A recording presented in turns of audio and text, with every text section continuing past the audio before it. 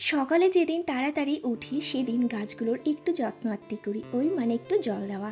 তবে একটু মাঝে মাঝে গাছগুলোকে স্নান করিয়ে দিই, এটা গাছের পক্ষেও কিন্তু খুব ভালো, প্লাস পাতায় যে ধুলো নোংরাগুলো থাকে সেগুলোও চলে যায়। আর তারপরে আজকে কিন্তু মানে অন্যান্য দিনের মতো একদম রান্না করতে আসিনি, তো আজকে ফার্স্টে এক গ্লাস ছাতু শরবত খেয়ে নিলাম আর হাজব্যান্ডকেও দিয়ে দিলাম। এই ছাতুটা না আমার শ্বশুর বাড়ির, কালকে আমার শ্বশুরমশাই আম, কলা, ছাতু, চাল কুমড়ো অনেক কিছু দিয়ে গিয়েছে, তারপরে হাঁসের ডিম। আর এদিকে দেখো আজকে এত পরিমাণে গরম পড়েছে তাই অনেকগুলো বোতল ফ্রিজে ঢুকিয়ে দিলাম।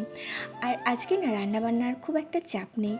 আমার মা আগের দিন পোলাও আর খাসির মাংস দিয়ে গিয়েছিল, তো পোলাওটা ছিল, ভেবেছিলাম আজকে যেহেতু লোকনাথ বাবার পুজো তো নিরামিষ খায়, তো সেই জন্য ভেবেছিলাম পোলাও সাথে আলুর দম করবো, কিন্তু যা ভাবা সেটা কি আর হয়।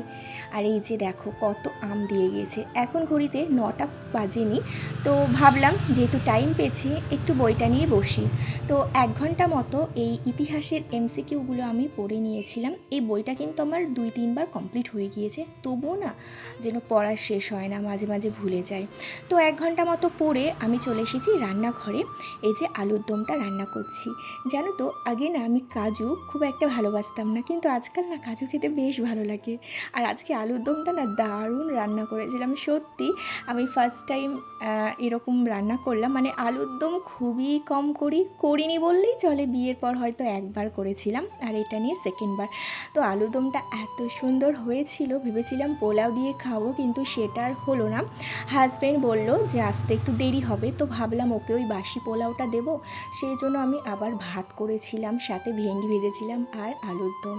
তারপরে এই যে ঘরগুলো সব মুছে নিচ্ছি। যতই ভাবি না কেন যে আজকে তেমন কাজ নেই, আজকে একটু পড়ার পিছনে টাইম দেব, সত্যি কথা বলতে কোথা থেকে যে কাজ এসে জুটে যায়, টাইম যে কিভাবে কেটে যায় বুঝতেই পারি না। এই দেখো না আগের দিন রাত্রিবেলায় হাজব্যান্ড এগুলো সব কিছু ভিজিয়ে দিয়েছিল, তো আমি ভুলে গিয়েছিলাম, এইগুলোই এখন ছাদে মেলতে যাচ্ছি। আর এই 2-3 মিনিটে আমার যা হাল হয়েছে ছাদে এসে, এত পরিমাণে ফাটানি গরম পড়েছে।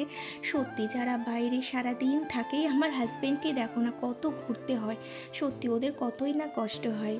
তো ভগবানও মনে হয় এত কষ্ট সহ্য করলো না, তাই দুপুর 2:30 নাগাদ বিশাল ঝড় চলে এলো।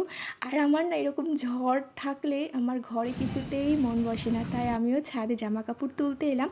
আর দেখছি কারেন্টটাও পালিয়েছে, তাই ভাবলাম যে ছাদে এসে একটু পড়ি, কিন্তু ওই যে আমাকে সাথ দেবে না, পড়তে আমাকে মনে হয় দেবে না। কিছুক্ষণ পড়তে না পড়তেই বিশাল পরিমাণে বৃষ্টিও শুরু হয়ে গেল, এদিকে কারেন্টও নেই। তো আজকের মতো আর পড়া হলো না। চলো সবাইকে টাটা, দেখা হচ্ছে নেক্সট ব্লগে।